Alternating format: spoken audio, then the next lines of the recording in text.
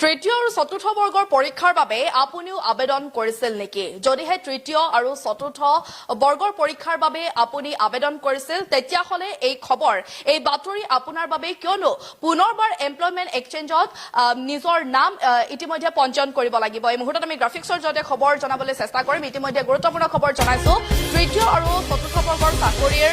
আবেদন কৰা সকলৰ বাবে ডাঙৰ খবৰ নিয়োগ বিনিময় কেন্দ্ৰত অৰ্থাৎ এমপ্লয়মেন্ট এক্সচেঞ্জত পুনৰ পঞ্জীয়ন কৰিব লাগিব নিজৰ নাম অসম চৰকাৰে প্ৰকাশ কৰিছে জৰুৰী জাননী এই মুহূৰ্তত জনাইছো অসম চৰকাৰে ইতিমধ্যে প্ৰকাশ কৰিছে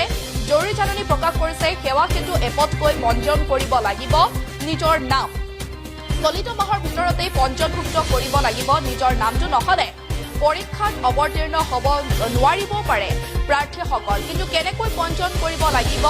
নিজৰ নামটো হিয়া আমি আপোনালোকক জনাবলৈ চেষ্টা কৰিম সেৱা সেতু এপত নিজৰ নাম পঞ্জীয়ন কৰিব লাগিব তৃতীয় আৰু চতুৰ্থ বৰ্গত আবেদন কৰা সকলৰ বাবে এই খবৰ আমি যেনেকৈ জনাইছো আৰু বৰ্তমানলৈকে মাত্ৰ 50,000 প্ৰাৰ্থীয়েহে এপত অন্তৰ্ভুক্ত কৰিছে এই এপটোত অন্তৰ্ভুক্ত কৰিছে নিজৰ নাম আমি জনাইছো ইতিমধ্যে তৃতীয় আৰু চতুৰ্থ বৰ্গৰ চাকৰিৰ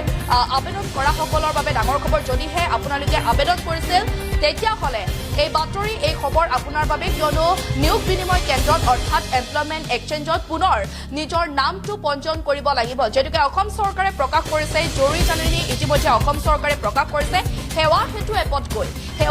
এপতকৈ পঞ্জীয়ন কৰিব লাগিব নিজৰ নাম পঞ্জীয়ন কৰিব লাগিব আৰু চলিত মাহৰ ভিতৰতে পঞ্জীয়নভুক্ত কৰিব লাগিব নিজৰ নাম নহলে কিন্তু পৰীক্ষাত অৱতীৰ্ণ হ'ব নোৱাৰিব পাৰে যিসকলে প্ৰাৰ্থীয়ে এমপ্লয়মেন্ট এক্সচেঞ্জত পুনৰবাৰ নিজৰ নাম পঞ্জীয়ন নকৰে তেতিয়াহলে কিন্তু পৰীক্ষাত অৱতীৰ্ণ হ'ব নোৱাৰিব পাৰে প্ৰাৰ্থীসকল কিন্তু কেনেকৈ পঞ্জীয়ন কৰিব সেৱা সেতু এপত নিজৰ নাম সেয়া আমি সবিস্তাৰে আপোনালোকৰ মাজলৈ লৈ আহিছো ইতিমধ্যে যেনেকৈ সেৱা সেতু এপত নিজৰ নাম পঞ্জীয়ন কৰিব লাগিব আৰু আমি আপোনালোকক দেখুৱাবলৈকে চেষ্টা কৰিম কি ধৰণে কি প্ৰচেছত আপোনালোকে নিজৰ নামটো পঞ্জীয়ন কৰিব লাগিব প্ৰথমতে সেৱা সেতু এপত